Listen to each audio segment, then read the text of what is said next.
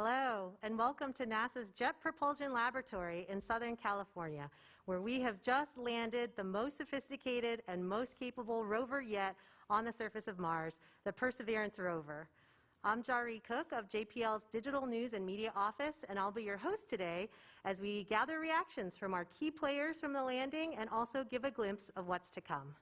So because of the coronavirus pandemic, everything's going to look a little different today. We have our masks on and the layout is a little different, but I want to introduce our speakers to you. So standing on the floor of Von Karman Auditorium, we have Steve Jurasik, NASA's acting administrator. We also have Mike Watkins, the director of JPL. And then we also have John McNamee, Perseverance's project manager. Up on the stage, we have Thomas Zurbuchen, NASA's Associate Administrator for the Science Mission Directorate. We have Lori Glaze, NASA's Planetary Science Director. We have Matt Wallace, the Perseverance Deputy Project Manager. And Al Chen, Entry, Descent, and Landing Lead. Ken Farley, the Perseverance Project Scientist. And then coming from our Surface Operations area, we have Jennifer Trosper, Deputy Project Manager. And over here we have a special group on our video conference. We have a group of the Perseverance team members. All right, so we are going to be taking questions during this briefing. So if you're a member of the media and you're on our phone lines, press *1 and you'll be put into the queue. And if you're on social media, use the hashtag #CountdownToMars. But before I turn over the podium, I just wanted to take 1 minute to recognize what a thrilling day today has been. We now have the most ambitious rover yet on the surface of Mars. Congratulations. We're getting some echoes.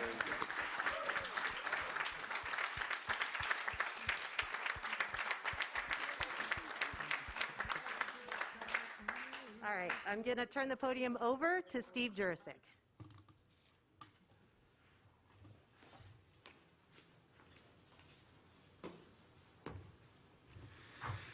Wow, I mean, just an amazing, incredible day. I could not be more proud of the team and what they've accomplished under challenging circumstances. I also have to tell you that about an hour after landing, I got a phone call from the President of the United States, and his first words were, "Congratulations, man." And I knew it was him. I wasn't getting punked. only the President could say, "Congratulations, man." He talked about how proud he was of what we'd accomplished, and he wanted me to send his regards to Percy. And he wanted to congratulate the team. He wanted me to congratulate the team for him. He does want to congratulate the team personally, and I told him we will make that happen. And so looking forward to having the President of the United States congratulate the team this week. 9 successful landings on Mars. The only nation that's been able to do that. Just incredible.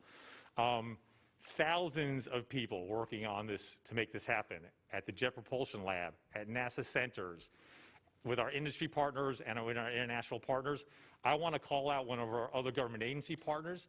The Department of Energy develops the radioisotopic thermal generators for us, the RTDs, that powered Curiosity and are powering Perseverance. And it's a great partnership, so thank you to our DOE colleagues.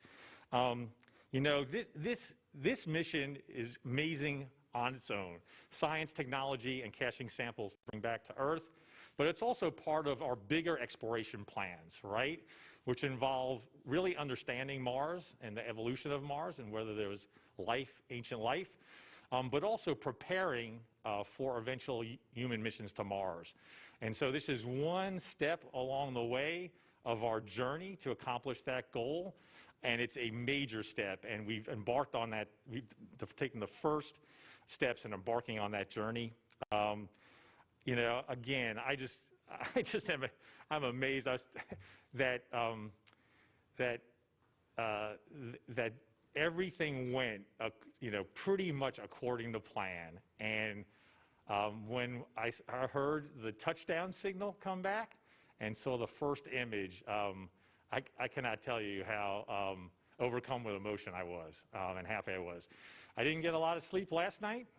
I think I'm going to get sleep really well tonight. So again, just an amazing day. With that, I would like to turn it over to my colleague and friend, Dr. Zabukin. Well, thanks so much, Steve. And I want to share an event with you that usually happens when I'm by myself. And what you should know is that every time we do a launch or we do a landing, we get two plans. One plan is the one we want to do, and then there's that second plan, which is right here. That's the contingency plan. Here's for the contingency plan. Yeah. All right.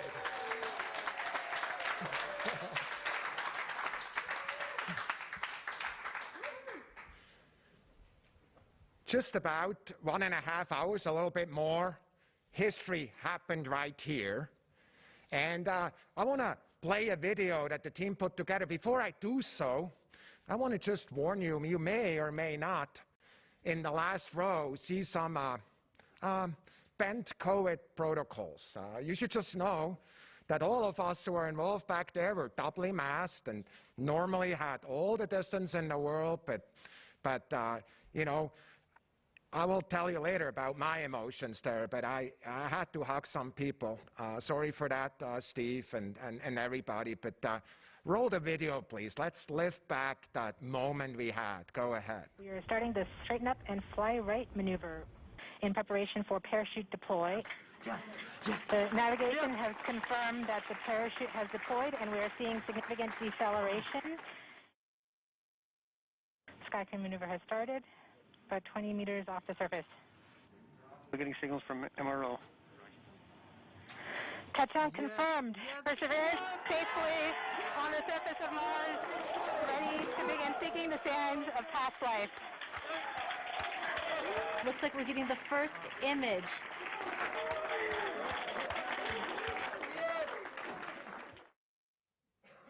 What an amazing moment. I have to tell you, after I was kind of reacting the first 5 seconds or so, I was overcome with emotions, frankly, in the back there, and I was tearing up. And frankly, what I thought about is a statement that was made 20 minutes or so before the moments you just saw, when one of the leaders said, this is the first time for months that we're all in the same room. And I want to thank you for being here and being part of the team. Of course, many individuals on the monitor here and otherwise were not in that room. And I just wanted to tell you how proud and so moved I was by that team achieving that amazing success. I was reminded of a statement of a famous coach who once was asked, what are the 3 most important things that create success in the game? And it turns out the same is true for NASA. And here are the following 3 in the order of priority: the team, and the team. And I just really want to thank the team for that. Thanks so much.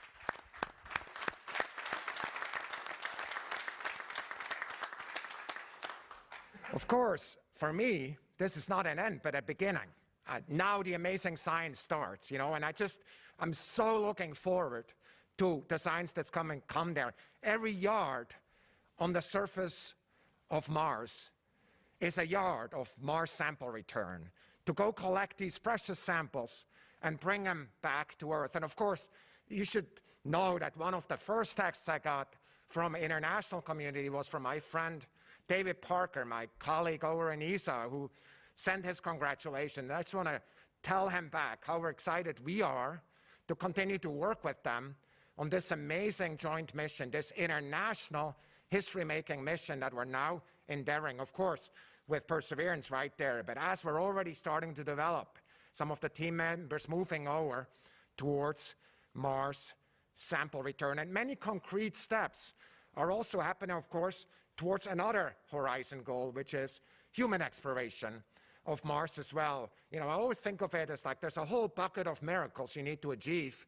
to do that, and we're taking some miracles off the table, both today, but also as we go forward with Mars sample return. So the future of Mars exploration is just so broad and exciting, and it involves many other nations as well. And leaders, many of them are still in school, or even in kindergarten or younger. And those leaders we're going to need as we do this achieve those amazing goals.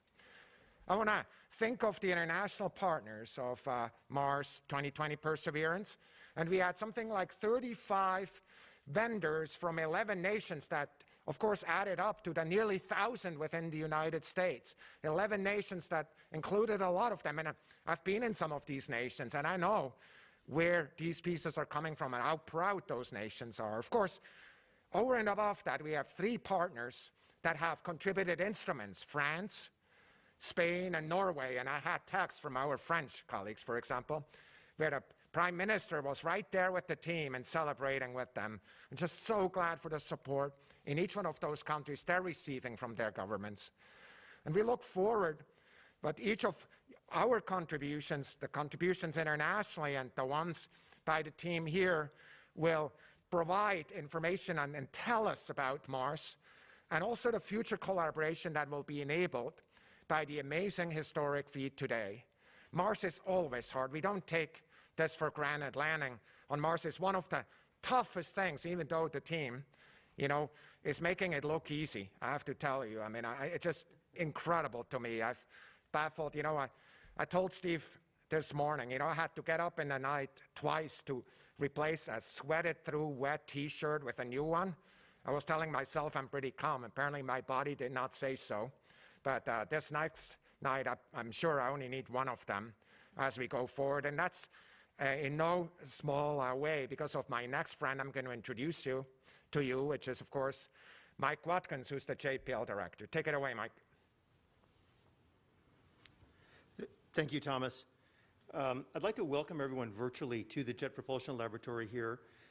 This room, many of our journalist colleagues have been in this room for landing day, where we've actually celebrated all of the Mars landings ever accomplished by humankind here in this room. And I miss the fact that you're not all here with us today. We usually have the lab buzzing with thousands of folks.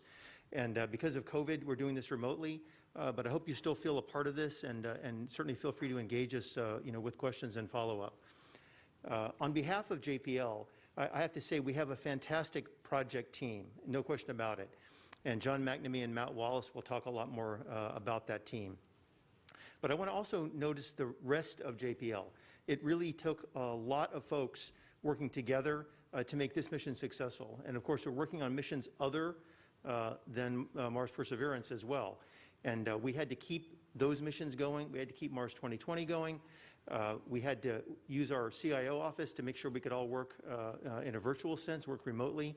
And of course, folks keeping everyone safe on the lab in terms of PPE and facility changes. And we sort of had to change the tires while we're going down the highway starting last year. And we are very proud of having been able to make 2020 a success. And now that Perseverance is on the surface, I hope you are sharing the magic that I do personally. These first few days on Mars, I always think in some sense are the most magical. All of the great panoramas and the color photos and great science and our sample acquisition and the helicopter flight, you will follow along with those and see them in the coming months. But there is something special about the first few days, because we have just landed a representative of the planet Earth on a place on Mars that no one has ever been to. No one has ever seen it except from orbital imagery from a few hundred miles up above Mars. And I believe that that magical sense that we bring is a lot of the reason that JPL exists and NASA exists. And I and everyone at the lab is very proud to be part of that. And now to talk more about what we expect to do with this mission on the surface, now that we are safely down, I'd like to turn it over to my colleague, Dr. Lori Glaze, the head of the Planetary Science Division at NASA headquarters. Thank you. Thanks so much, Mike. Really appreciate it. Yeah, I mean, just wow, right? There's just so much excitement and emotion here today. And I of course, have to extend my thanks as well to the entire team who really had to work under adverse conditions over the last year, but have worked hard for the 6 years prior to that as well, and probably even before that, leading up to the beginning of when the project got kicked off. I'd also like to make sure I give a little shout out and some thanks to my headquarters staff that support this as well. You know, we all work together. It's all one big team. And I wanted to tell the folks here, the Mars 2020 team, that it was just such an honor to be here and be allowed to sit in the control room with you guys. Y'all are incredible. You're amazing. And I know it wasn't even the full team there, and the full breadth of that team. The capabilities are just astounding. And so I'm just so proud of everything you've accomplished. And you know, thank you for letting me be a part of it here today. It is really, truly exciting. You know, now that we're on the ground, now the fun really starts. And I loved, you know, you're going to hear from Ken in a little bit. We were talking to him right after landing, and you know, the science team's already getting started. They're already working. You know, Ken's in there looking at the pictures, the first two that we got down, and he's already, you know, looking at them and trying to figure out, you know, what we're going to do and where we are. So. Fantastic. I can't wait to get all the instruments turned on over the next several days and weeks and start collecting data.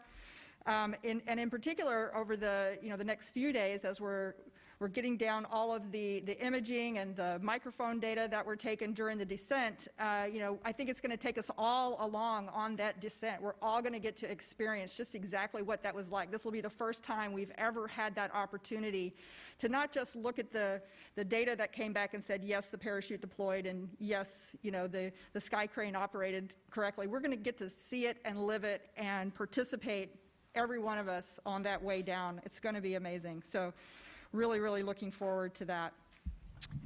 I'd also like to, in my time here, give a shout out to the more than 1 million students that joined in for the Mars Student Challenge, and I want to thank you all for. Can we all thank the students that participated? Fantastic. We're just so excited that so many young people around the country and around the world have gotten engaged with this mission. It's incredibly inspiring. And as Thomas said, it's your generation that's going to take us forward. It's your generation that's going to be analyzing these samples when they come back to Earth. And we're just so happy to have so much interaction with the students. And the Mars Challenge, the Student Challenge, is still up there, and folks can still sign up and still participate in that activity. So just continue to participate. So with that, I am going to pass things over to John. Thank you so much, John McNamee, who is our project manager, and congratulations, John. Thank you so much. Thank you, Lori. So I woke up this morning. Unlike Thomas and Steve, I slept like a baby, and I'll tell you why in a minute.